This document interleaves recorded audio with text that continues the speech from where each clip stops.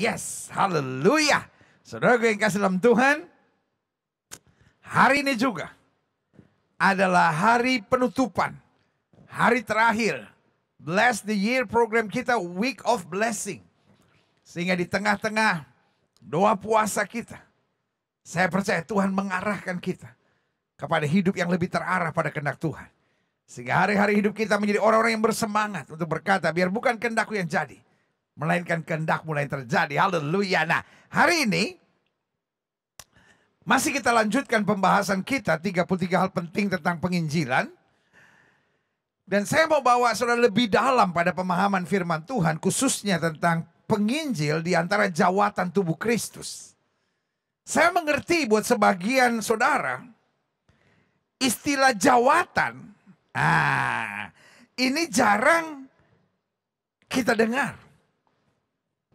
Karena ini lebih memakai istilah terjemahan lama untuk karunia-karunia tertentu.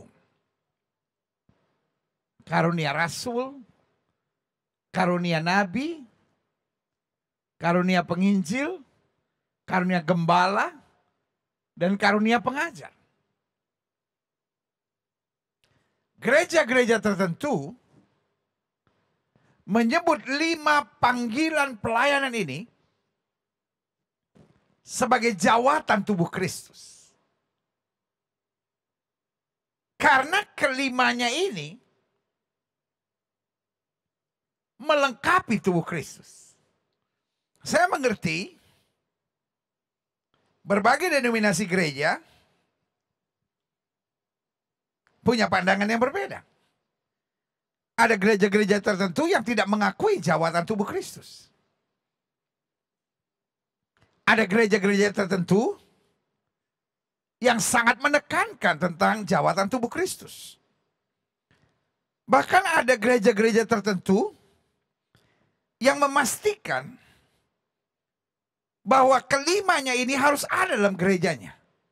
Jadi harus ada panggilan atau jawatan rasul, nabi, penginjil, gembala, dan guru. Ada yang menekankan yang penting ada gembala. Ada yang menekankan, yang paling penting adalah ada penginjil, karena dia akan memenangkan jiwa bagi kerajaan sorga.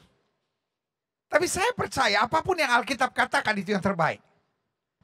Yang setuju sama saya ketik di live chat. Yang Alkitab katakan itu yang terbaik. Tradisi itu baik. Tradisi-tradisi yang baik yang perlu kita jaga. Kita jaga. Pandangan-pandangan theologian. Pandangan hamba-hamba Tuhan yang membangun. Itu perlu kita jaga.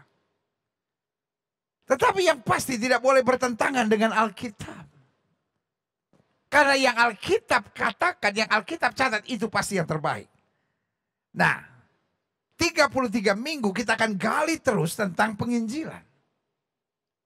Makanya saya mau setiap saudara juga mengerti posisi penginjil di antara jawatan tubuh Kristus. Karena di hari terakhir kita, dalam doa puasa ini, saya berdoa, saudara betul-betul menjadi orang-orang yang terbeban untuk menginjil. Dan seorang penginjil adalah yang pertama, seorang yang beriman. Seorang penginjil adalah seorang yang selalu positif. Seorang penginjil adalah seorang yang selalu bersuka cita. Dan seorang penginjil adalah seorang yang selalu punya beban untuk keselamatan orang lain. Dan biarlah semakin kita doa puasa, kita gak hanya fokus pada masalah kita. Karena waktu kita fokus pada kerajaan Allah, maka otomatis dia akan menyelesaikan segalanya. Alkitab bilang apa? Cari dahulu kerajaan Allah setelah kebenarannya, maka semuanya akan ditambahkan padamu. Nah, ini yang kita mau belajar. Klik. Efesus pasal 4 ayat 11 sampai 13. Dan ialah yang memberikan baik rasul-rasul maupun nabi-nabi, baik pemberita-pemberita Injil maupun gembala-gembala dan pengajar. Jadi secara hermeneutik, secara penafsiran, para hamba-hamba Tuhan, bapak-bapak gereja, menjadikan ayat ini sebagai dasar penafsiran. Bahwa dalam tubuh Kristus ada 5 jawatan. Ialah yang memberikan rasul-rasul, nabi-nabi, pemberita-pemberita Injil atau penginjil, gembala-gembala dan pengajar. Nanti saya akan jelaskan masing-masing fungsinya, tapi saya mau saudara mengerti dulu. Bahwa inilah yang melengkapi tubuh Kristus. 5 jawatan ini. Atau 5 panggilan spesial, 5 panggilan khusus bagi setiap orang percaya. Pastikan kita ada dalam pemahaman di mana Allah arahkan kita untuk itu. Karena ayat 12 bilang, untuk memperlengkapi orang-orang kudus bagi pekerjaan pelayanan dan bagi pembangunan tubuh Kristus. Jelas ya? Jadi kelima jawatan ini memperlengkapi orang kudus bagi pekerjaan pelayanan dan bagi pembangunan tubuh Kristus. Makanya minggu lalu sudah saya jelaskan. Church is not our goal. Jangan sudah pikir, oh kita menyelamatkan orang supaya dia pergi ke gereja. Pandemi udah sebuah gerakan dari Kristus sendiri. Pintu-pintu gereja tertutup, tembok-tembok gereja diruntuhkan. Supaya gereja keluar. Jangan jago kandang. Karena itu sekali lagi saya tekankan. Church is not our goal. Jadi apa tujuan kita? Untuk menjadikan orang-orang percaya yang penuh dengan kemuliaan Tuhan. Menjadikan orang-orang percaya yang siap ke sorga. Menjadikan orang-orang percaya yang memenangkan jiwa. Menjadikan orang-orang percaya yang hidup dalam kesucian. Menjadikan orang-orang percaya yang bernyala-nyala buat Tuhan. Dan selalu punya kerinduan merampas orang yang sedang menuju ke neraka. Dan bawa ke sorga rumah Bapa yang kekal. Haleluya! Karena tujuannya untuk memperlengkapi orang-orang kudus.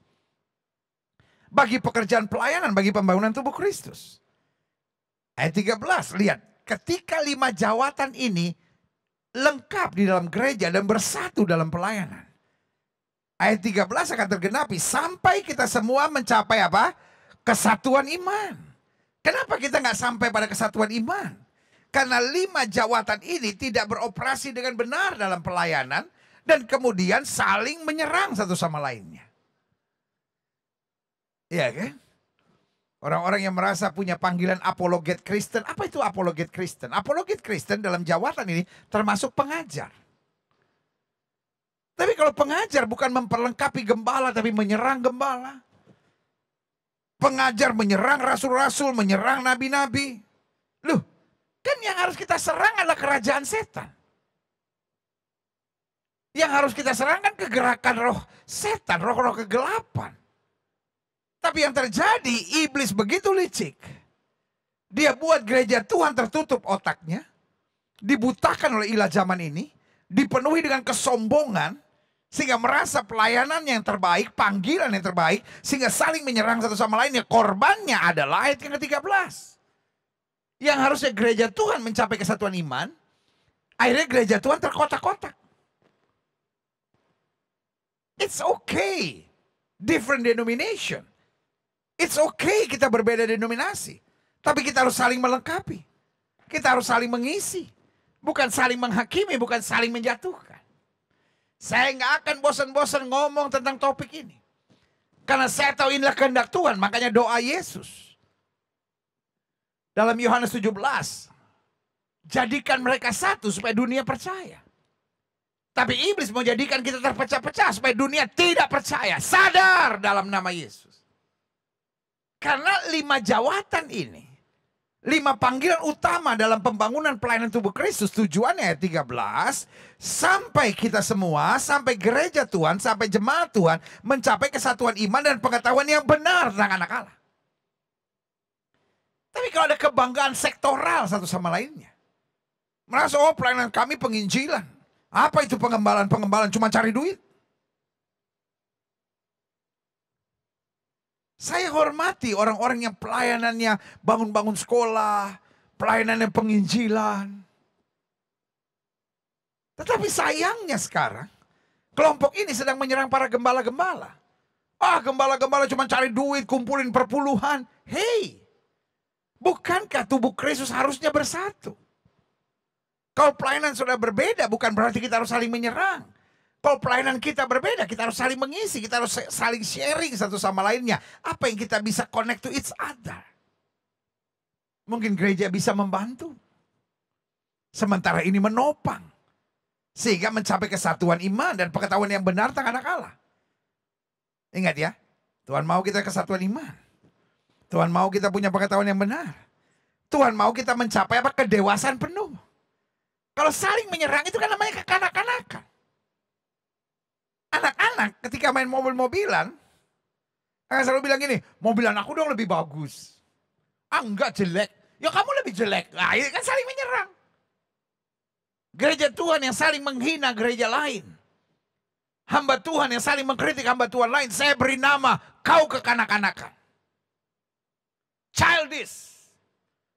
Alkitab berkata jika di antara kita ada iri hati, di antara kita ada pementingan diri sendiri, bukankah itu berarti kita belum dewasa dalam Kristus? Tuhan mau kita mencapai kesatuan iman. Tuhan mau kita punya pengetahuan yang benar tentang anak Allah. Kedewasaan penuh. Meninggalkan sifat kekanak-kanakan, kelakuan kekanak-kanakan. Anak-anak cuma mikir apa yang enak buat saya. Ada orang-orang yang benci sekali sama gerakan Pentakosta, gerakan karismatik. Kepahitannya udah tingkat akut, saudara-saudara. Khotbahnya selalu menyerang aliran karismatik. Semua pendeta-pendeta karismatik penipu, hanya cari duit. Folks, kita lihat berapa banyak gereja-gereja tradisional di Eropa, di Amerika yang tutup, mati. Tapi gereja yang sudah tuduh hanya mencari duit ini, yang bergerak memenangkan jiwa dan menyatakan kuasa dan mujizat Tuhan. Stop dipakai setan untuk saling menyerang satu sama lainnya dalam nama Yesus. I love you. Saya mengasihi saudara. Karena saya ngomong dengan hati yang tulus buat setiap saudara. Gereja sedang ada pada goncangan iblis. Dan gereja tanpa disadari hanya membanggakan sektoralnya. Engkau merasa panggilanmu apologet. Tetapi saya beri nama engkau apologet hanya untuk denominasimu, bukan untuk Tuhan Yesus. Karena yang meninggikan Tuhan Yesus tujuannya sama, kesatuan iman. Pengetahuan yang benar tentang anak Allah. Kedewasaan penuh. Dan tingkat pertumbuhan. Artinya makin bertumbuh. Makin menyadari fungsi dan tanggung jawabnya. Itulah beda kekanak-kanakan dengan kedewasaan. Kekanak-kanakan cuma mikir apa yang menguntungkan, apa yang menyenangkan, apa yang membahagiakan saya. Pikirannya sempit. Itu anak-anak. Tapi dewasa pikirannya luas. Karena orang dewasa yang dia pikirkan bukan apa yang menguntungkan, tapi apa yang harus ia lakukan dengan tanggung jawab yang sempurna. Jelas ya? Kesatuan iman. Pengetahuan yang benar tentang anak Allah, kedewasaan penuh, dan tingkat pertumbuhan yang sesuai dengan kepenuhan Kristus. Klik. Karena itu saya catat di sini begini. Salah satu godaan terbesar dalam pelayanan adalah pertanyaan siapa yang terbesar. Nah, makanya tema utama dari Week of Blessing kita, yang kita ambil dari buku Yeremia. Aku akan membangun dan tidak akan meruntuhkan kamu. Akan membuat kamu tumbuh dan tidak akan mencabut kamu. Pertanyaannya, umat Tuhan waktu itu udah sempurna belum? Tapi Tuhan tidak akan mencabut. Tuhan tidak akan meruntuhkan. Berarti kalau kita menyebut kita apologet Kristen, kita menyebut pelayan Tuhan, kita menyebut anak Tuhan Yesus, kita menyebut diri hamba Kristus, kita juga akan buat hal yang sama. Selama seminggu ini, kita sudah dalam doa puasa. Kita dalam ibadah tiap hari dan tiap malam. Kita dapat firman Tuhan double portion. Double portion. Dari tim pastoral. Dari saya setiap malam. Karena saya mau saudara-saudara betul-betul memulai the year of glory ini. Tahun kemuliaan ini. Dengan kedekatan pada Tuhan. Kita udah rasakan 2 tahun kemarin. Betapa life is so tough. Hidup begitu keras. But we've been through. Haleluya, kita lolos. Badai demi badai tiap hari kita lalui. Kehidupan yang, sorry pakai istilah ini, abnormal. Orang bilangnya new normal, tapi kita bilangnya abnormal. Ketemu orang gak boleh salaman, abnormal. Ke gereja gak boleh tersenyum, abnormal. Yang mestinya ke gereja sekarang cuma di rumah, abnormal. Yang harusnya ke kantor jadi work from home, abnormal. Yang harusnya masukkan uang ke persembahan, ke kotak persembahan sekarang transfer, abnormal, saudara. Iya kan? Pulang dari luar negeri, 10 hari, ada yang 3 hari, ada yang 7 hari, ada yang 5 hari. Di karantina, abnormal. Kita udah lewati kehidupan 2 tahun yang abnormal. Kita ini generasi yang we are ready for everything. Kita hadapi semua dengan percaya. Jika Tuhan di pihak kita, tidak ada yang dapat melawan kita. Yang saja katakan yes.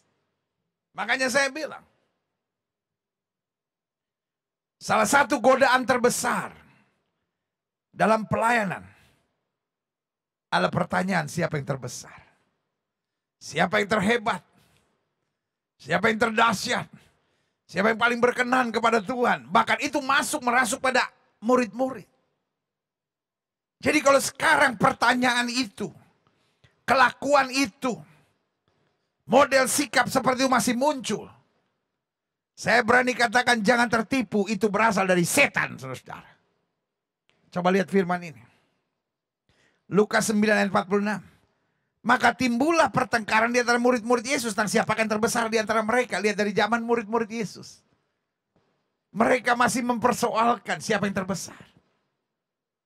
Bukankah hari ini roh yang sama sedang menyerang banyak hamba-hamba Tuhan. Roh yang sama sedang menyerang berbagai denominasi gereja. Ortodoks merasa karena kami yang pertama, kami yang terbenar. Katolik merasa, oh karena kami berpusat di Vatikan, seluruh dunia dalam satu kesatuan, kami yang terhebat. Reform merasa, karena banyak di antara kami doktor-doktor teologi yang hebat. Kami punya pandangan Calvinis dengan tulipnya yang paling bertanggung jawab. Kami yang terbaik. Apa itu orang-orang Pantekosta? Apa itu orang-orang karismatik? Bos! Pantekosta karismatik zaman sekarang ada banyak doktor-doktor, bahkan yang profesor pun ada. Yang sekolah dengan betul. Yang abal-abal juga ada, yang reform juga, yang abal-abal juga ada. Tapi yang sekolah betul juga banyak, bos. Engkau seperti hidup tahun 60-an, bos. Engkau gak ikuti perkembangan zaman. Sekolah-sekolah teologi, aliran-aliran karismatik, sekolah-sekolah teologi, aliran-aliran Pantekosta. Sekarang betul-betul menekankan encountering theology. Belajar dengan betul. Tapi juga mengalami perjumpaan dengan Tuhan. Dan itu kami percaya keseimbangan. Buat apa kau belajar teologi tetapi gak mengalami perjumpaan dengan Tuhan? Hanya menjadikan kau farisi model baru. Pantekosta dan karismatik hari ini juga merasa, oh kami lebih hebat dari yang lain. Karena kami berbahasa roh. Akhirnya yang paling disukai adalah, yang paling disenangkan dengan semuanya ini adalah setan. Karena di mana ada damai sejahtera, di situ ada kemuliaan Tuhan. Tapi di mana ada kekacauan, saling menyerang, saling menghakimi, saling menjatuhkan, di situ ada sorak-sorai kemenangan dari iblis, saudara. Iblis mau kita kacau.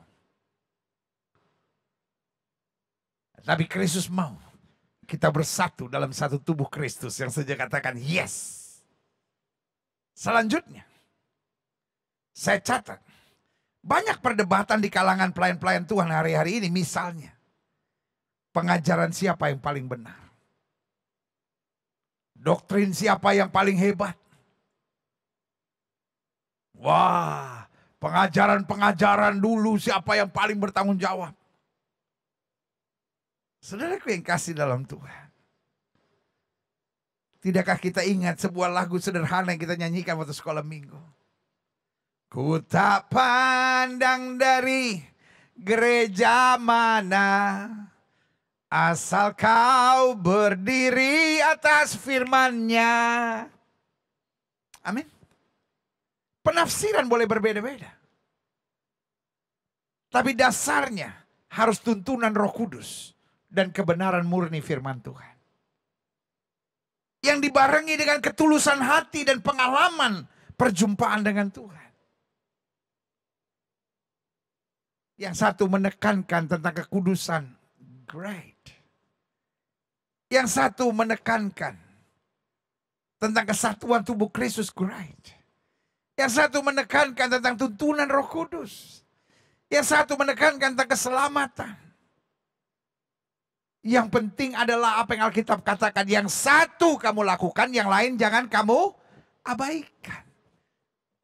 Jangan kita menekankan kesucian, tetapi kemudian kita tidak mempedulikan tanggung jawab keseharian.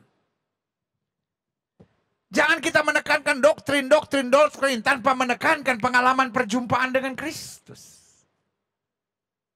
Jelas? Karena itu banyak perdebatan di kalangan pelayan-pelayan Tuhan hari-hari ini.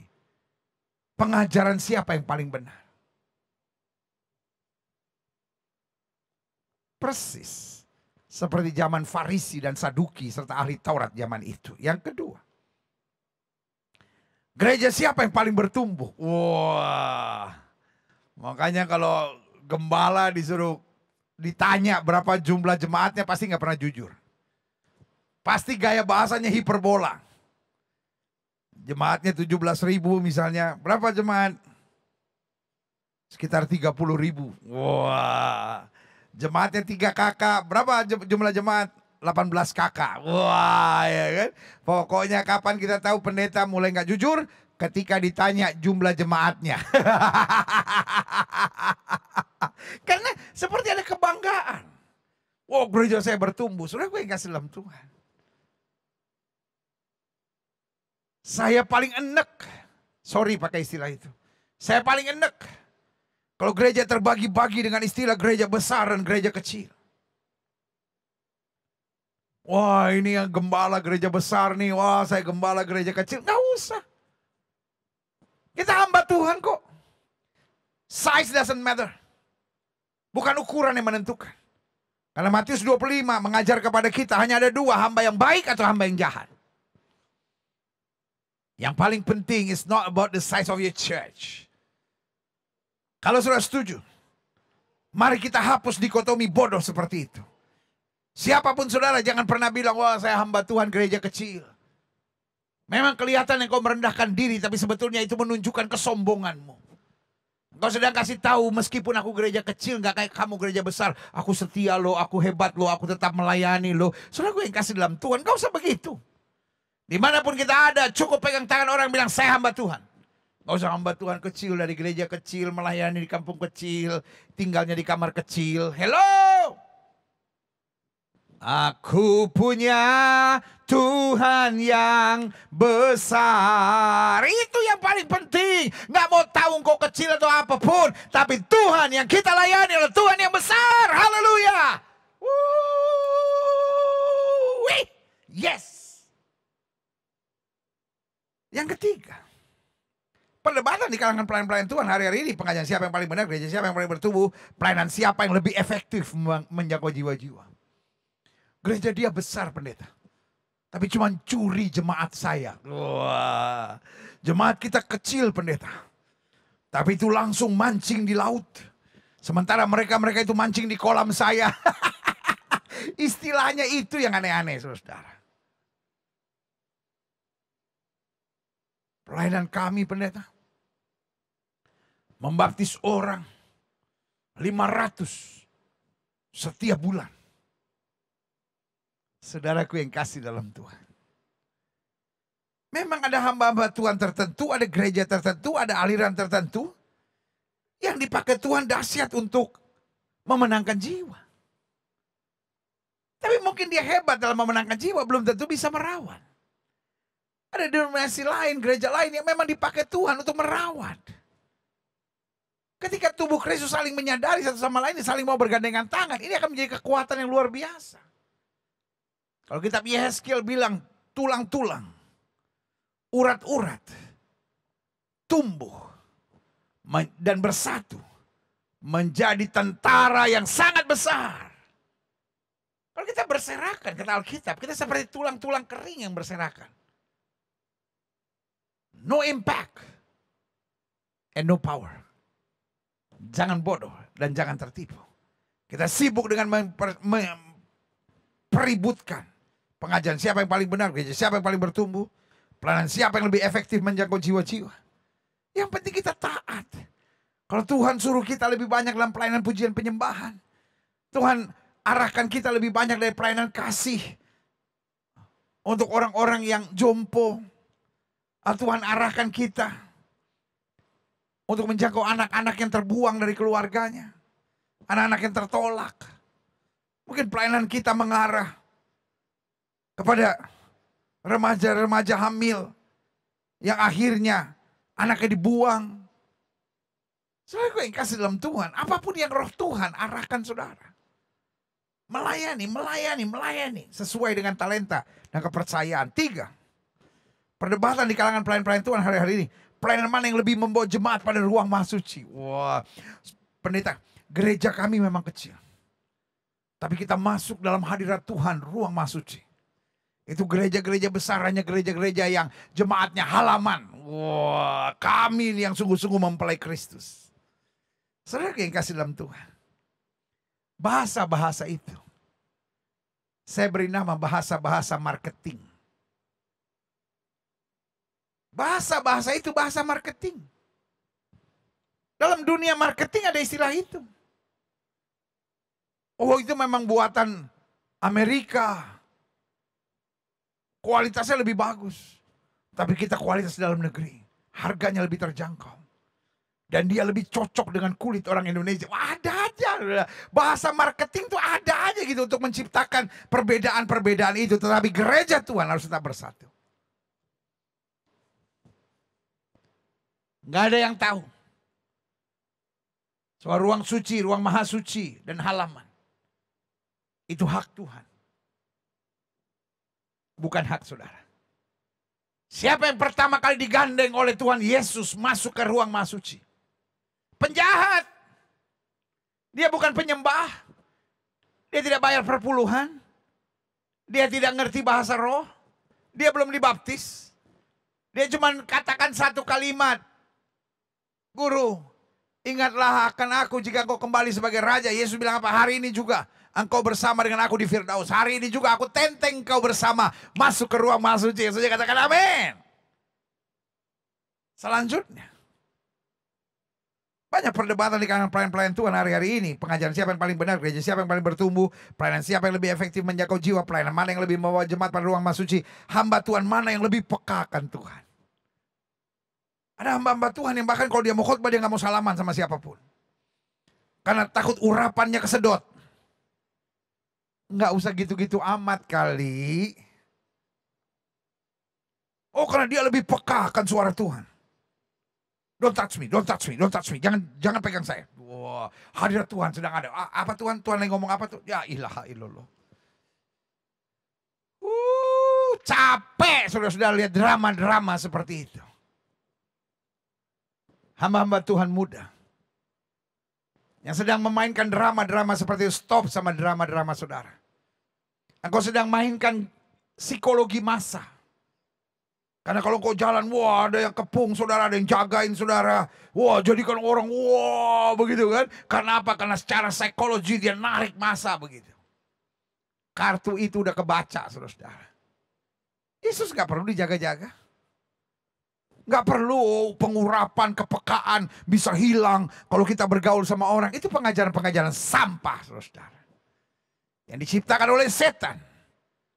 Tujuannya untuk memecah tubuh Kristus. Hari ini saya harap Roh Kudus menjamah hati kita. Menyingkapkan yang terselubung. Untuk membawa kita masuk pada kesatuan tubuh Kristus karena tujuannya. Pada kesatuan iman dan pengetahuan yang benar tentang anak Allah. Klik. Intinya. Saya bacain jangan ya. Saya sampaikan jangan ya. Ini ada banyak yang marah nih kalau saya sampaikan nih. Dan saya simpulkan dengan tegas bahwa intinya semua perdebatan kompetisi ini berasal dari setan. Dengar baik. My God is not God of competition. He's God of unity. Tuhan kita bukan Tuhan yang suruh kita berkompetisi. Tapi Tuhan kita, Tuhan yang mengajak kita untuk bersatu. Klik. Karena dasarnya setan mau kita kompetisi. Kalau saudara tanya sama saya, apa dasarnya pendeta ngomong gitu? Karena setan mau kita kompetisi. Yang kedua, setan mau kita sombong. Karena kompetisi akhirnya menciptakan kepahitan. Kompetisi akhirnya menciptakan kebencian. Dan ini yang setan mau. Kompetisi akhirnya menciptakan luka. Akhirnya menciptakan semangat untuk balas-membalas. Dia sakiti saya balas. Siapa yang diuntungkan? Iblis, saudara. Saya mengetuk hati para hamba-hamba Tuhan senior. Para hamba-hamba Tuhan yang merasa diri lebih hebat dari yang lain. Saya mengetuk hati hamba-hamba Tuhan muda. Yang merasa urapan Tuhan luar biasa atas hidupmu. Yang merasa pengetahuan teologiamu lebih dari atas rata-rata. Yang selama ini kau dimasuki roh setan. Sampai kau berpikir denominasi ini ngaco, denominasi ini gak benar, denominasi ini gak bertumbuh. Hanya denominasi kami yang terbaik. Sorry. Engkau sedang dikuasai oleh setan. Untuk menciptakan kearoganan. Tanpa kau sadari. Engkau sebetulnya sedang berkompetisi. Dengan gaya marketing. Kecapku, kecap nomor 1.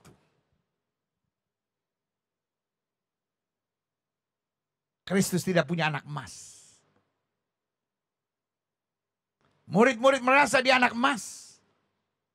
Dan Bartimeus yang buta yang hanya pengemis duduk di pinggir jalan di tepi Yeriko adalah anak buangan. Jadi waktu Bartimeus berteriak, Jesus son of David, have mercy on me. Orang banyak bilang, diam.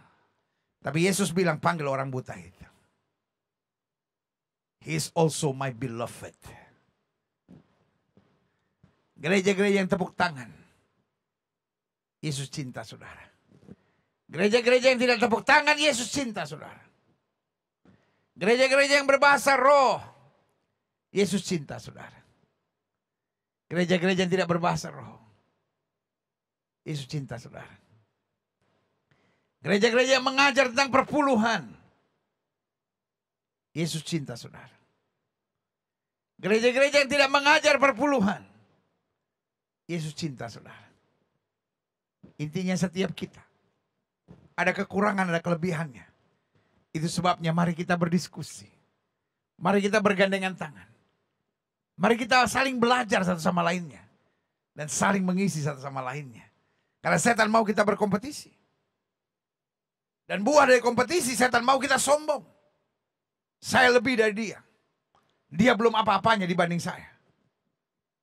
Ngeri saudara. Ketika orang dalam pelayanan. Tapi rohnya dikendalikan. Oleh cara-cara iblis dan cara-cara kuasa kegelapan. Selanjutnya. Setan mau akhirnya apa? Setelah berkompetisi menimbulkan kepahitan, kekecewaan, persaingan. Akhirnya arogan, sombong. Dan ujung-ujungnya terpecah-pecah dan tidak bersatu. Dan Alkitab bilang. Kerajaan yang terpecah-pecah tidak akan bisa bertahan. Makanya saya berani katakan. Perdebatan-perdebatan kompetisi ini. Itu berasal dari setan. Saya harap sudah jelas. Klik. Yang Tuhan mau. Kita bergandengan tangan dan saling melengkapi demi tubuh Kristus. Saya sebutlah denominasi-denominasi yang besar. Ortodoks misalnya. Ada banyak hal baiknya. Tapi juga ada banyak kekurangannya. Katolik. Ada banyak hal baiknya. Tetapi juga ada banyak kekurangannya. Protestan. Reform. Baptis. Betel. Pantekosta. Karismatik. Advent. Masing-masing ada kekurangannya. Tapi juga ada kelebihannya. Dan Amsal berkata setiap orang benar menurut pandangannya sendiri. Jadi karena kita ada kekurangan, ada kelebihannya. Mungkin saudara marah sama saya dan bilang, ya tapi denominasi saya nggak ada kekurangannya. Hello, engkau sudah jadi Tuhan Yesus kah yang harus kita sembah? Jujurlah. Justru karena masih ada kekurangan, masih ada kelebihan, ayo kita bergandengan tangan. Supaya kita bisa saling melengkapi. Tujuannya, nama Yesus dipermuliakan. Haleluya. Klik. Prinsip yang saya pegang dalam hidup saya, karena sendiri lebih mudah dan lebih memuaskan secara ego. Ngerjain apapun sendiri dengan kelompoknya, dengan denominasinya, dengan komunitasnya, lebih mudah dan lebih memuaskan secara ego. Namun jika bersama hasilnya lebih dahsyat. Wow, haleluya. Ya, setuju sama saya, ketik di live chat sekarang. Kalau kita bersatu hasilnya lebih dahsyat. Jadi ingat ya, bersatu bukan hanya menyenangkan hati Tuhan. Bersatu bukan hanya memuliakan Kristus, tapi bersatu juga menuntun hasil yang dahsyat. Klik. Apa itu jawatan dalam pelayanan? Di mana tempat penginjil? Saudara-saudara yang jarang dengar atau bahkan tidak pernah dengar istilah jawatan, izinkan saya menjelaskan ini. Klik. Tadi kita sudah belajar ada 5 jawatan. Jawatan pertama rasul. Siapa itu rasul? Rasul adalah seorang yang dipilih Tuhan dengan panggilan khusus. Dan kemudian dimeteraikan Tuhan untuk menjadi penerobos. Kemudian membangun jaringan yang luas seperti murid-murid Yesus. Zaman sekarang rasul sudah tidak ada. Jadi jabatan rasul sebenarnya sudah tidak ada. Karena rasul terakhir setelah Yohanes adalah Paulus. Namun ada hamba-hamba Tuhan yang masih sampai sekarang memiliki panggilan rasul. Jadi jabatan rasulnya sudah tidak ada, tetapi rohnya, spiritnya, karunianya, panggilan rasul masih tetap ada. Dan rasul itu panggilan khusus. Menerobos dan membangun jaringan yang luas. Dia rasul bukan hanya misalnya punya satu gereja. No. Rasul itu membuat terobosan-terobosan yang luar biasa. Dan mampu berjejaring dengan panggilan-panggilan lain. Saya ambil contoh ya. Contoh yang saya tahu dari gereja saya. Denominasi saya itu Gereja Bethel Indonesia. Yang olehnya saya dipercaya menjadi ketua satu badan pengurus sinode periode tahun ini. Untuk GBI kita dapat mengaminkan, kita sepakati bahwa Dr. H.L. Senduk, pendiri dari Gereja Bethel Indonesia yang biasa dikenal Om Ho, memiliki panggilan rasul untuk GBI. Ini bukan rasul untuk Indonesia, rasul untuk GBI. Karena beliau dengan motivasinya terus mendorong bahwa GBI harus mencapai 10.000 sidang jemaat. Dari hanya mungkin sekitar 20 gereja.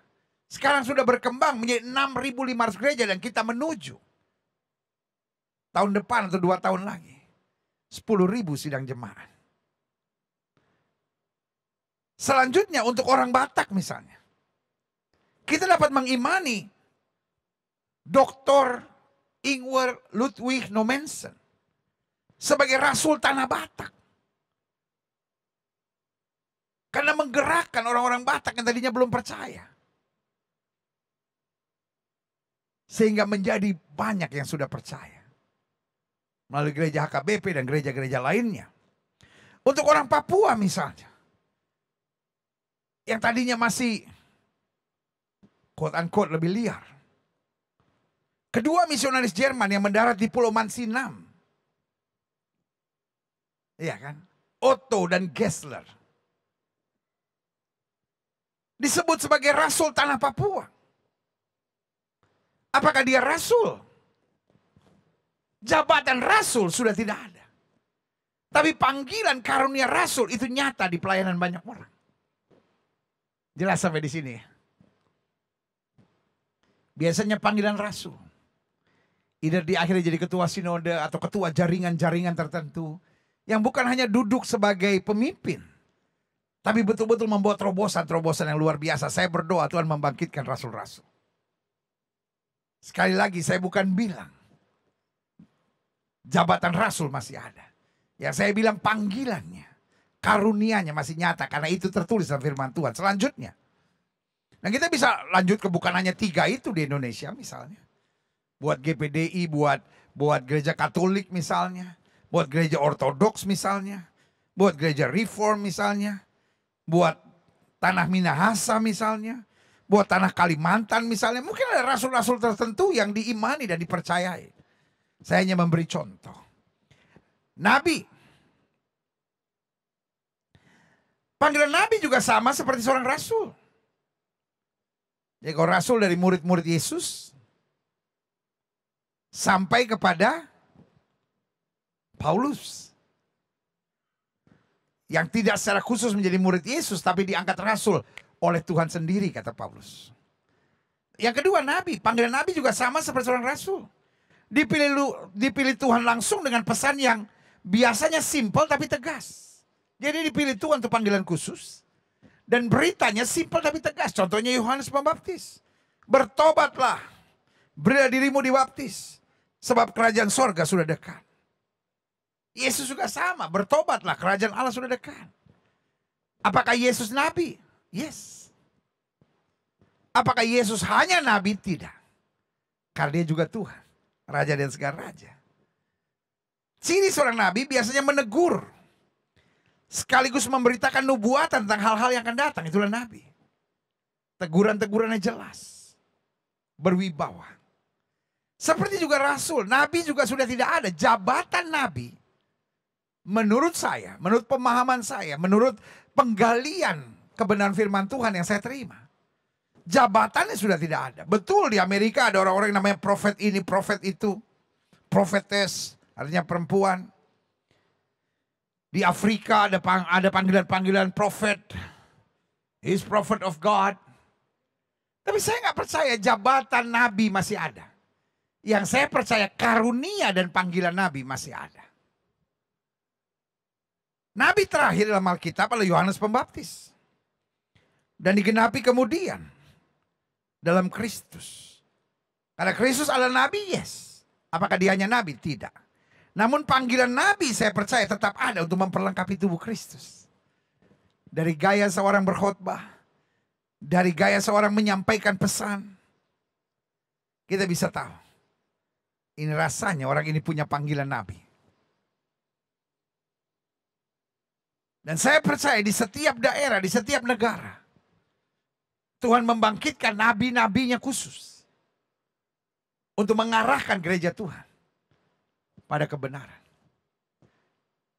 Nabi biasanya nggak terlalu disukai, tetapi nabi akan selalu dihormati.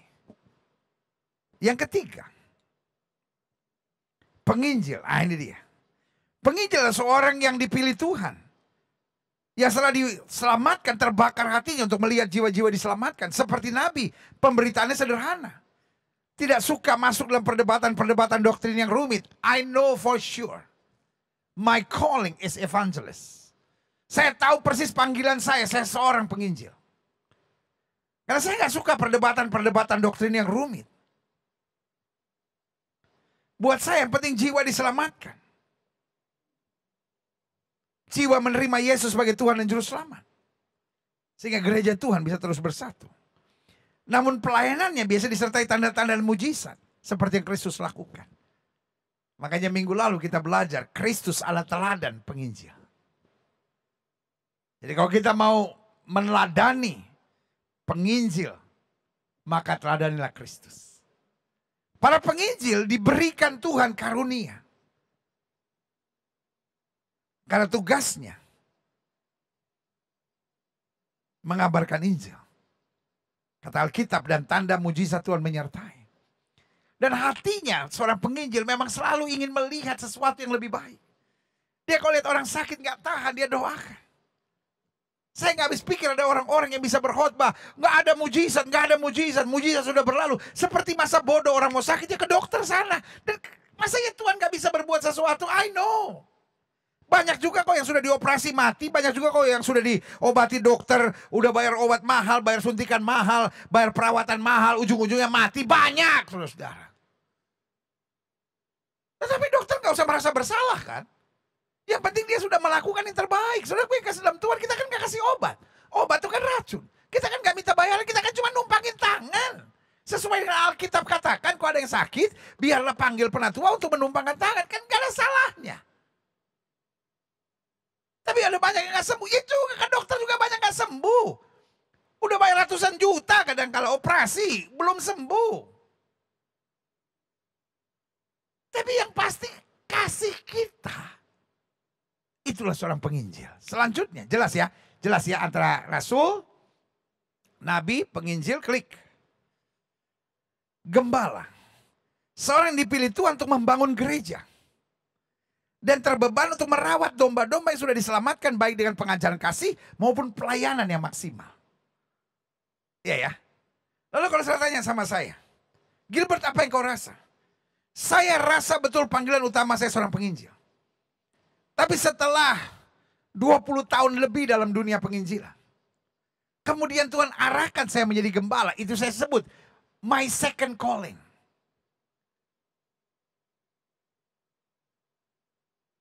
Tuhan perintahkan saya untuk kemudian membangun gereja, merawat domba-domba.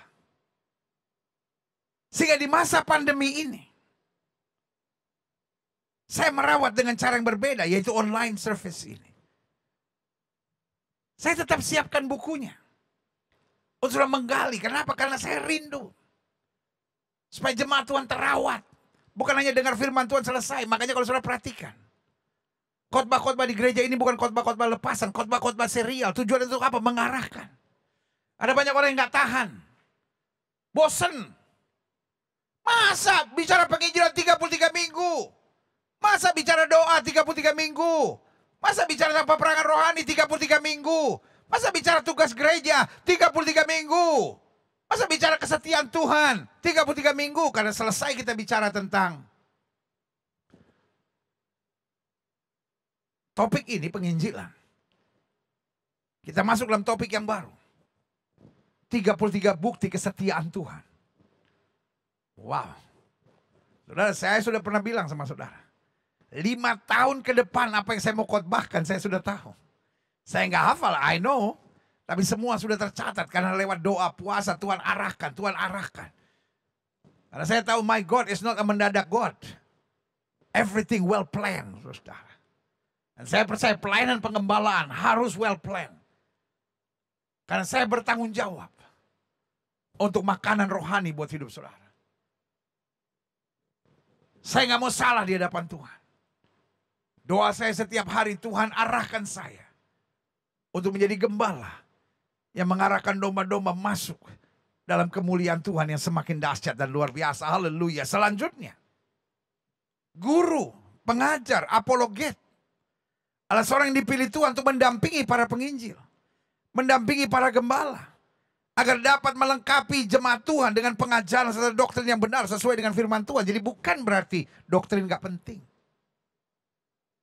tapi doktrin yang mengarahkan pada kesucian, doktrin yang mengarahkan pada kesatuan tubuh Kristus, doktrin yang mengarahkan untuk meninggikan Kristus, doktrin yang mengarahkan untuk kita menghargai perbedaan, dan doktrin yang mengarahkan kita untuk mencintai Alkitab lebih daripada segala-galanya. Jelas ya? Jadi kalau saya ilustrasikan, saya undang pemain musik maju ke depan. Ini sama seperti tangan. Jempol atau ibu jari ini menggambarkan rasul. Kenapa jempol? Karena satu-satunya jari yang bisa menyentuh semua jari dengan gampang, itu adalah rasul.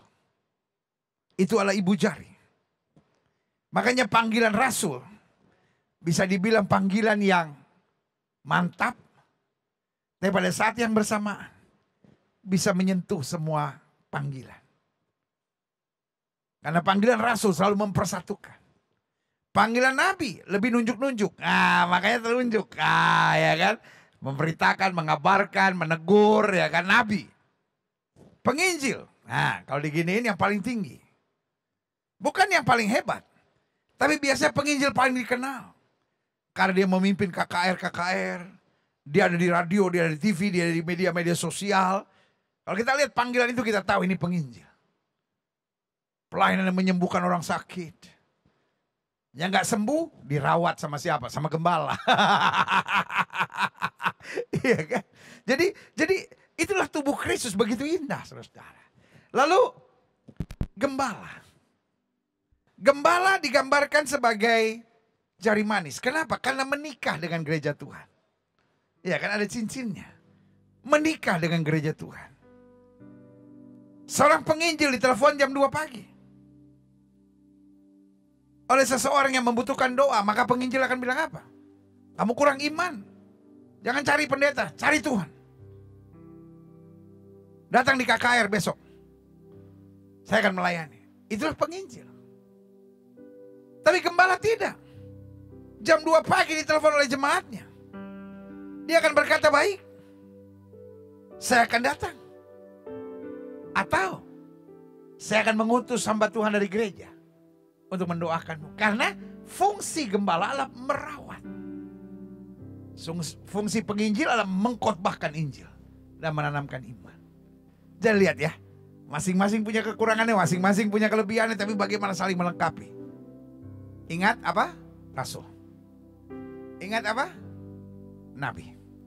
Ingat apa yang paling tinggi? Yang paling dikenal? Yang seringkali paling dikagumi orang, banyak fansnya? Penginjil.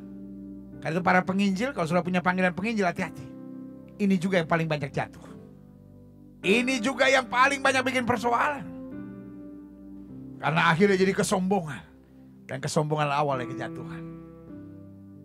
Ini panggilan apa? Yang menikah dengan gereja Tuhan? Gembala. Karena kalau udah jadi gembala berarti segenap hidup kita untuk gereja yang Tuhan percayakan untuk mengembalakan. Ada yang kita gembalakan. Dan panggilan terakhir, kelihatannya paling kecil, tapi juga fungsinya luar biasa, yaitu pengajar. Iya kan? Kalau nggak ada ya nggak enak, nggak seimbang. Berarti ini yang menyeimbangkan dan yang memperlengkapi. Saudaraku yang kasih dalam Tuhan, hari ini kita belajar sesuatu. Bahwa Tuhan punya panggilan khusus buat setiap orang. Yang pasti setiap kita harus memberitakan Injil. Kalau saudara belum tahu panggilan saudara, maka hari ini saudara berkata, aku terima dengan iman. Aku harus mengabarkan Injil. Kenapa? Karena penginjil akhirnya panggilan untuk semua. Karena amanat agung Yesus berkata, pergi, beritakan Injil kepada setiap makhluk. Karena itu yang paling penting. Jaga hidup kita. Kita sudah mulai dengan roh, jangan kita mengakhiri dengan daging. Yang kedua, pastikan kita hidup berpadanan dengan Injil Kristus. Dan yang ketiga, pastikan kita membangun kasih. Bahwa apapun yang kita layani, kita bangun dengan kasih. Dan selanjutnya, pastikan kita tolak segala roh kompetisi. Saling menyerang, saling menjatuhkan, saling menghina, saling merendahkan. Tapi biarlah kita berkata, Tuhan, pakai aku untuk selalu bergandengan tangan. Perbedaan bukan awal dari permusuhan, karena itu tandanya kita kekanak-kanakan.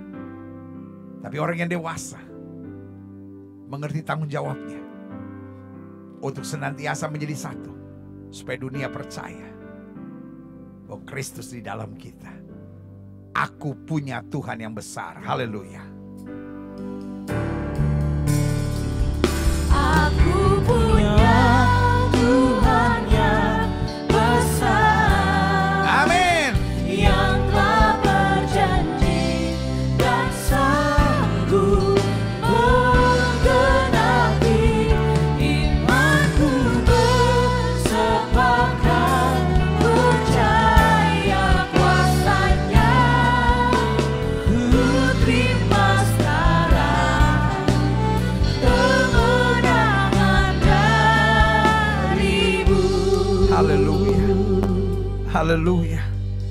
Haleluya. Setiap mata terpejam, setiap kepala tertunduk, setiap hati terangkat pada Tuhan. Kita punya Tuhan yang besar. Tuhan yang besar telah memilih dan memanggil kita. Apapun pilihan dan panggilan kita, kalau kita setia dalam perkara kecil, Tuhan berkati kita dalam tanggung jawab yang lebih besar. Jika itu doamu, taruh tangan kananmu di dada.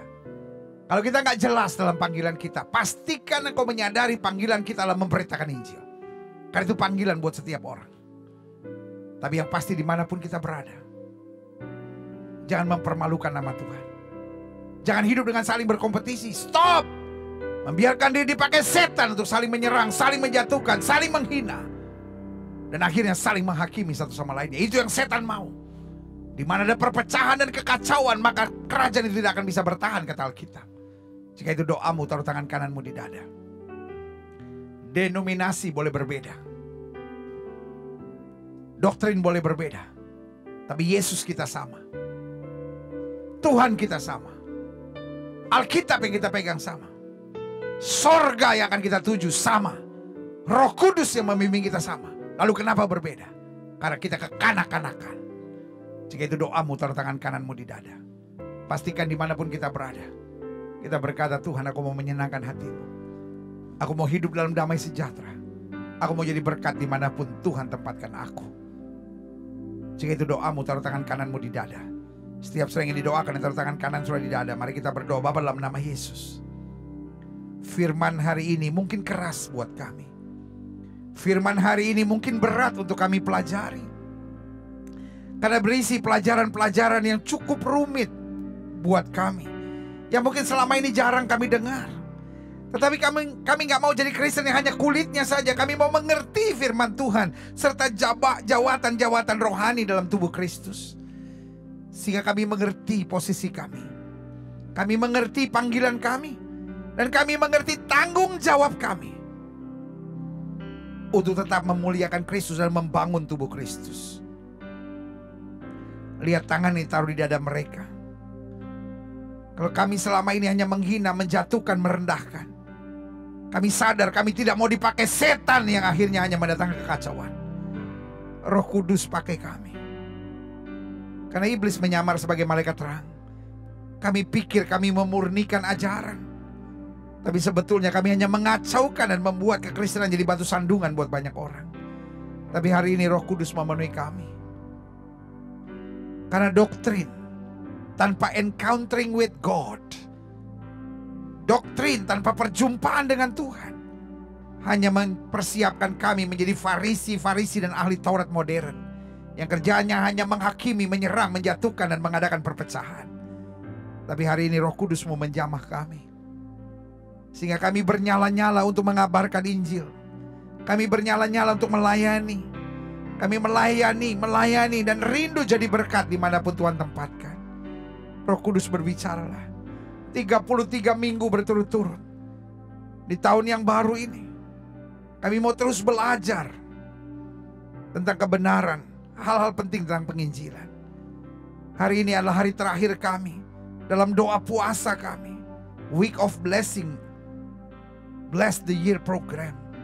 Karena kami tahu tahun ini akan menjadi tahun kemuliaan, tahun kedahsyatan, tahun di mana kami melihat perkara-perkara yang luar biasa. Terima kasih Tuhan. Kami imani corona segera berlalu. Kehidupan kembali normal. Sudah cukup 2 tahun, hampir 2 tahun ini kami hidup kehidupan yang abnormal. Tapi kami tetap menjadi saksi Tuhan. Terima kasih Bapa. Terima kasih saudaraku. Pastikan sadari ada panggilan Tuhan dalam hidupmu. Hamba juga doa buat yang sakit Allah. Setiap sedang sakit dengar firman Tuhan. Tanda-tanda ini akan menyertai orang percaya. Bahwa mereka akan tumpang tangan buat yang sakit dan yang sakit akan disembuhkan. Jika engkau sakit dan engkau percaya kuasa kesembuhan Tuhan dengan iman, letakkan tangan kananmu di bagian tubuh yang sakit dan kita doa. Bapa, janjimu ya dan amin untuk kami percaya. Firmanmu berkata orang percaya akan tumpang tangan buat yang sakit dan yang sakit akan disembuhkan. Dengan iman kami praktekkan firman Tuhan ini. Kami tolak sakit penyakit, kami tolak kelemahan tubuh, kami tolak campur tangan kegelapan, kami patahkan kuasanya di dalam nama Yesus. Hai setan sakit penyakit, kau tidak punya kuasa atas tubuh orang percaya.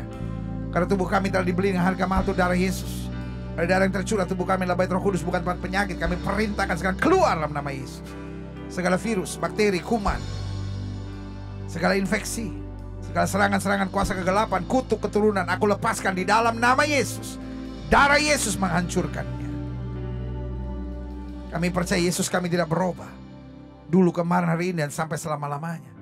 Karena dengan iman kami nyatakan, oleh bilur-bilur Kristus, Kami yang percaya sudah dijamah dan disembuhkan Tuhan dengan kuasa-Mu yang luar biasa. Terima kasih Tuhan. Tambahkan iman kami. Karena kami percaya sesuai dengan iman kami akan jadi pada kami. Terima kasih Bapa. Setiap saudara yang sudah didoakan untuk kesembuhan, tanamkan dalam rohmu kesembuh oleh bilur Yesus. Jangan bimbang. Karena Alkitab berkata sesuai dengan imanmu jadi padamu. Dan kayu salib Yesus berkata sudah selesai. Semua harga dosa, harga penyakit, harga penderitaan sudah diselesaikan Yesus di atas kayu salib. Tinggal kita imani, kita tahu baginya tidak ada perkara yang mustahil. Silakan turunkan tangan, Tuhan berkati. Bapa, Hamba mengasihi jemaat-Mu satu persatu. Apa yang Tuhan taruh di hati hamba sudah hamba sampaikan bagi umat-Mu. Hamba doa firman termaterai, apa saja yang mereka kerjakan dibuat Tuhan berhasil. Mereka gak turun tapi naik, mereka jadi ekor, mereka jadi kepala. Hari-hari yang penuh mujizat boleh menjadi bagian hidup mereka. Terima kasih Tuhan. Bangsa negara kami Indonesia selamatkan ya Allah. Damai sejahtera atas Indonesia. Umat mayoritas di bangsa ini Tuhan tuntun, Tuhan sertai.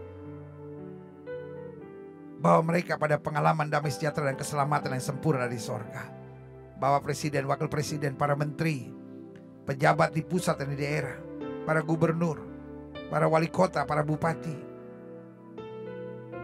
DPR, DPR RI, DPRD tingkat 1, DPRD tingkat 2, BNPT, BNPB, polisi, tentara, Kapolri, Panglima TNI, jaksa, Mahkamah Agung, pengadilan, hakim. Tuhan dalam tuntunan Tuhan, jauhkan pemimpin-pemimpin kami dari roh rakus, roh korupsi, roh pementingan diri sendiri, dukun-dukun paranormal, kuasa kegelapan. Dalam nama Yesus dihalaukan. Roh takut akan Tuhan selalu ada pada pemimpin-pemimpin kami. Terima kasih Tuhan. Terima kasih. Para dokter, suster, bruder, tenaga kesehatan di masa-masa ini, sertai mereka terus. Karena para tenaga kesehatan ini adalah benteng terakhir untuk penanganan COVID-19. Terima kasih Bapa. Mafia-mafia ekonomi di bangsa ini, mafia-mafia COVID, mafia-mafia alat-alat kesehatan, mafia-mafia mengatur banyak kebijaksanaan di bangsa ini, kami tolak, kami patahkan dalam nama Yesus. Tuhan jamah sehingga mereka bertobat. Hatinya begitu keji, mencari-cari keuntungan di tengah-tengah kesusahan dan penderitaan orang lain. Bebaskan bangsa ini dari mafia-mafia keji ini ya Tuhan. Jauhkan para mafia-mafia keji ini dari kedekatan pada kepemimpinan bangsa ini, tapi justru tersingkir dengan cara Tuhan yang ajaib. Gereja-gereja di mana-mana tempat Tuhan bela untuk menyatakan kemuliaan-Mu. Gerejamu di tempat ini, Gereja Bethel Indonesia Global Fellowship Center, Tuhan pakai terus untuk menegakkan kerajaan Allah dalam kebenaran dan kasih. Dan akhirnya setiap kami gak mau jadi orang munafik yang menerima firman tapi tidak melakukannya. Tuntun kami Tuhan, supaya kami menjadi pelaku-pelaku firman, mencari kerajaan Allah serta kebenarannya, maka semuanya akan ditambahkan dalam hidup kami. Karena kami tahu orang yang berbahagia adalah orang yang menerima firman dan mempraktekkan dalam kehidupan sehari-hari. Terima kasih Tuhan, di dalam nama Yesus kami berdoa. Yang siap menjadi pelaku firman sama-sama katakan amin. Yes, haleluya, Tuhan itu baik. Saudara yang kasih dalam Tuhan, orang yang berbahagia kata Alkitab adalah orang yang mendengar firman dan mempraktekkan dalam kehidupan sehari-hari. Dan izinkan saya juga mengucapkan selamat buat setiap saudara yang mengakhiri selama 7 hari ini dari Senin sampai Minggu berdoa, puasa, beribadah. Saya percaya Tuhan melakukan hal-hal yang besar. Walaupun saudara gak sempat 7 hari. Mungkin ada yang 5 hari, ada yang 4 hari, ada yang 3 hari. Atau mungkin berkata, saya baru hari ini pendeta. Tuhan lihat hati saudara. Yang penting Tuhan sedang melakukan hal luar biasa. Taat, setia, tetap pandang Yesus dalam segala sesuatu. Haleluya. Saatnya kita mau memberi yang terbaik.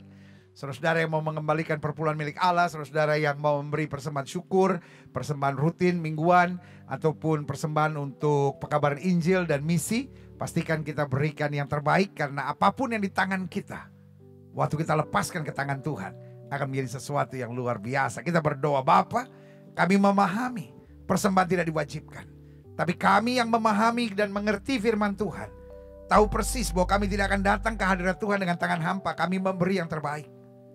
Kami memberi bukan supaya diberkati, tapi kami memberi karena berkat Tuhan luar biasa atas hidup kami. Dan pada saat yang bersamaan kami tahu, waktu kami memberi dengan suka hati dan suka rela, maka pada saat yang bersamaan Tuhan memberkati berlipat kali ganda. Bukan hanya kami, tapi anak cucu kami tidak akan pernah meminta-minta roti. Berkat yang luar biasa Tuhan sediakan. Terima kasih Tuhan. Terima kasih. Terima kasih Tuhan. Terima kasih. Belalang pelahap, belalang pengerip, belalang pindahan, belalang pelompat dihalaukan dari kami.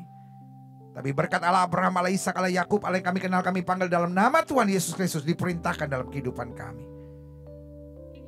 Tak lupa kami berdoa juga yang mengelola persembahan ini. Tuhan beri hikmat akal budi, sehingga terus akan meluaskan kerajaan Allah, menjangkau jiwa-jiwa, dan mendukung hamba-hamba Tuhan untuk tetap memberikan yang terbaik dalam pelayanannya. Terima kasih Bapa. Kami siap memberi yang terbaik di dalam nama Yesus. Yang siap memberi sama-sama katakan amin. Haleluya. Saudara gue yang kasih dalam Tuhan, memberi saat ini adalah memberi secara dewasa. Melalui scan QR, melalui transfer bank, M-banking, ATM, whatever, saudara. Tetapi yang pasti kita lakukan dengan sukacita dan kita lakukan dengan sukarela. Bersama dengan saudara memberi, kita akan ikuti church update, apa yang terjadi seminggu ke depan, serta ministry update, apa yang terjadi seminggu kemarin. Jangan bubar dulu, saya akan kembali untuk doa penutup, doa berkat, dan doa pengutusan. Haleluya.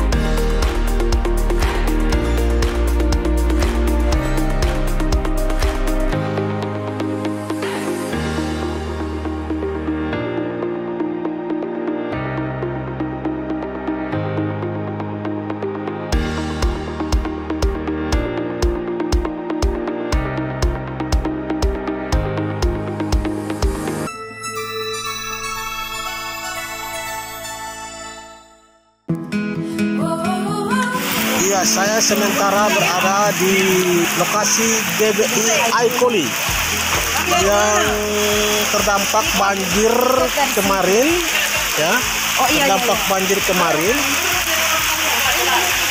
dan bagian belakang ini hampir dijebol banjir, dan ya ini harus ditembok dulu. Kembali kami laporkan kegiatan Kamu Hebat Peduli untuk edisi minggu ini.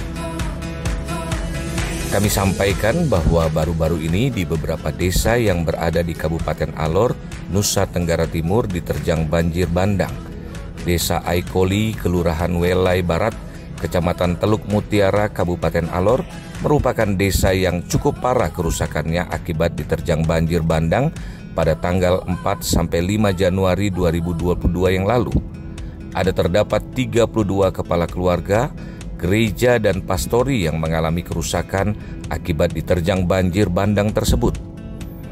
Kamu Hebat memberikan bantuan berupa paket sembako dan bantuan tunai, baik yang diberikan secara langsung kepada keluarga yang mengalami musibah atau melalui gembala jemaat di masing-masing gereja. Dan Kamu Hebat juga memberikan bantuan tunai untuk membangun kembali tembok yang runtuh. Puji Tuhan, sore ini kami Kamu Hebat berada di lokasi banjir bandang Aikoli, Kelurahan Welai Barat, bersama Ibu Gembala GBI dan juga Bapak Kepala Suku Pemerintahan Kelurahan Welai Barat dan warga sementara mempersiapkan penggalian fondasi untuk pembangunan kembali tembok penahan gereja. Dan dalam rangka itu maka kami mengantarkan persembahan kasih dari Foundation Kamu Hebat yang dilayani oleh Bapak Pendeta Gilbert Tumundong kepada jemaat GBI Aikoli melalui depan. Aikoli Kang. Terima kasih. Terima kasih Kamu Hebat. Kami menyerahkan persembahan kasih dari program Kamu Hebat yang dilayani untuk Pendeta Gilbert Tumundong, ada paket sembako dan juga bantuan untuk bapak mama yang perabot dapurnya di bawah banjir. Tapi saya kasih dalam bentuk uang. Terima kasih.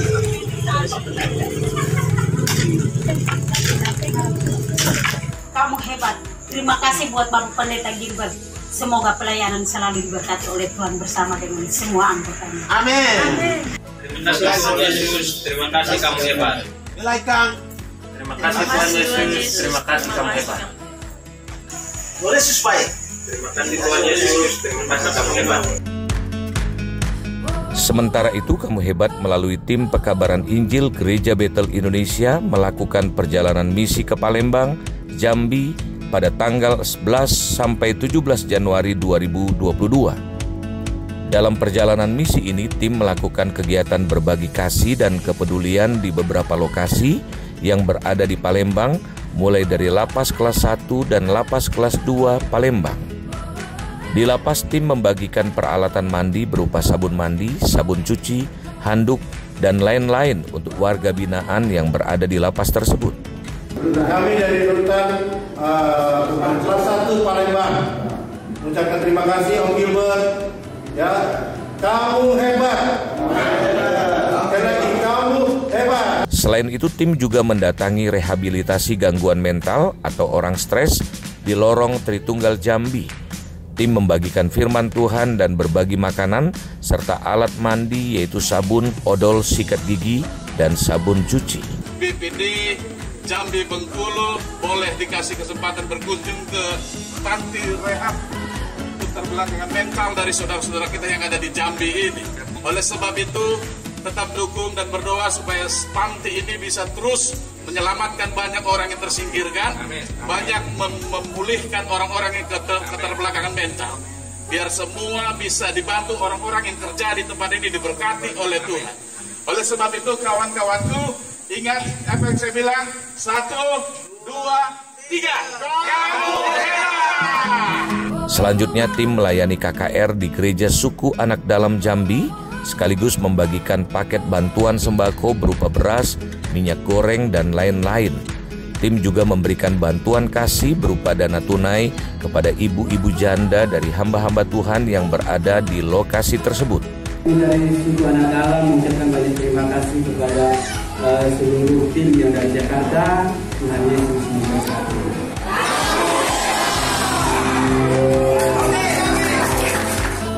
Dari Ambon, Maluku, Kamu Hebat melalui tim pekabaran Injil Gereja Betel Indonesia kembali memberikan bantuan perahu cepat untuk menunjang pelayanan di daerah pesisir, tepatnya di Pulau Seram, Maluku. Berikut laporan dari Bapak Pendeta Harisung. Kami bersyukur kepada Tuhan oleh karena Kamu Hebat kembali hadir untuk memberkati pelayanan pekabaran Injil di Indonesia, dan khusus kali ini kami tim PI BPP turun ke Maluku. Nah, kali ini saya turun di Maluku Ambon untuk kembali memberikan dukungan kepada badan pekerja daerah di sana melalui perahu Kamu Hebat. Nah, perahu Kamu Hebat yang ke-6 ini diberikan kepada BPD Maluku Ambon sehingga mendukung pelayanan pekabaran Injil lintas laut, lintas sungai, atau lintas pulau, sehingga pelayanan khususnya yang dilakukan oleh BPD melalui BPW yang ada di Seram Timur. Nah, perjalanan dari Maluku ke Seram Timur memakan waktu 7 sampai 8 jam mempergunakan perahu motor tempel Kamu Hebat. Dan puji Tuhan, kita sudah launching perahu Kamu Hebatnya melalui klips yang Bapak Ibu saksikan, sehingga kemuliaan bagi Tuhan dinyatakan melalui Kamu Hebat. Tuhan Yesus memberkati. Dari dapur umum Kamu Hebat yang berada di wilayah Depok, kembali Kamu Hebat berbagi kasih dan kepedulian dengan memberikan paket makanan untuk saudara-saudara kita yang membutuhkannya di wilayah Kampung Palapa, Depok. Oke, selamat tahun baru sebelumnya. Hari ini Dapur Umum 2 Kamu Hebat Depok terus berbagi lagi. Ya, hari ini ada nasi kuning, ada orek, ada mie, ada telur, ada bihun, siap dibagikan kepada mereka-mereka yang memerlukan. Siapa mereka? Orang-orang hebat. Kenapa? Karena kamu hebat. Terima kasih Om Gilbert. Kamu hebat. Lagi, kamu hebat. Lagi, kamu hebat. Demikianlah laporan kegiatan kepedulian dan kasih Kamu Hebat untuk edisi minggu ini. Mari kita terus mendoakan pelayanan ini dan memberikan dukungan dalam bentuk apapun agar kegiatan kepedulian dan kasih dari Kamu Hebat ini semakin menjangkau saudara-saudara kita yang membutuhkan uluran tangan kasih Tuhan. Doa kami, Tuhan Yesus memberkati. Kamu hebat. Haleluya. Saudaraku yang kasih dalam Tuhan, luar biasa kasih setia Tuhan dalam hidup kita. Bagaimana Tuhan mempercayakan gereja kita ini untuk tetap bergandengan tangan. Gereja ini tidak ada perdebatan teologi, tapi gereja ini terus melayani, terus melayani, terus melayani. Jadi berkat. Karena untuk itulah kita dipanggil. Gereja Tuhan harus menjadi berkat. Dan kenapa kita menjadi berkat? Karena kita diberkati dengan berkat Tuhan yang luar biasa. Haleluya. Kita berdoa. Bapa, terima kasih. Berkat-berkat-Mu sungguh kami rasakan, baik berkat jasmani, berkat rohani, berkat penghiburan firman Tuhan, berkat tuntunan Roh Kudus, dan berkat hikmat akal budi yang Tuhan sediakan dalam kehidupan kami. Sehingga apapun yang terjadi kami dapat katakan, aku lebih daripada orang-orang yang menang karena Kristus yang mengasihi aku. Kami sudah beribadah di rumah kami masing-masing, karena itu kami percaya berkat Tuhan dicurahkan di keluarga kami, dan berlaku firman, satu orang bertobat, seluruh isi rumah tangga diselamatkan. Sehingga kami dapat berkata, aku dan sisi keluargaku kami melayani Tuhan. Terima kasih Bapa, tolong kami untuk terus berjalan dalam tuntunan Roh Kudus, sehingga hidup kami mempermuliakan nama Kristus. Terima kasih Bapa, dan akhirnya saudara-saudara sekalian, kekasih-kekasih Kristus, permata hatinya Kristus, ingatlah bahwa Tuhan itu baik. Ingatlah selama kita tidak miring ke kiri maupun miring ke kanan, hidup kita diberkati. Kita gak akan pernah turun tapi naik, tidak akan menjadi ekor, dipimpin menjadi kepala. Karena itu dimanapun kita ada, pastikan kita membawa damai, pastikan kita menyatakan kasih, pastikan kita bersuka cita, dan pastikan kita mengabarkan Injil Kristus, kabar sukacita. Dan juga jangan lupa suami-suami, kasihlah istrimu dan janganlah berlaku kasar kepadanya. Istri-istri, tunduklah kepada suamimu dan hormatilah suamimu. Orang tua, jangan bangkitkan sakit hati dari anak-anakmu, dan anak-anak, hormatilah, taatilah orang tuamu di dalam Tuhan. Jemaat sekalian, terimalah berkat Tuhan, kasih dari Allah Bapa, anugerah dari Tuhan Yesus Kristus, pimpinan, penyertaan, urapan, karunia-karunia dan buah-buah roh akan menyertai hidup kita masing-masing. Mulai hari Minggu yang penuh berkat, penuh mujizat dalam lawatan Allah bersama Gereja Bethel Indonesia Glow Fellowship Center di rumah masing-masing sampai Maranatha, Yesus Kristus datang kembali untuk menjemput setiap orang yang hidup sesuai kehendaknya.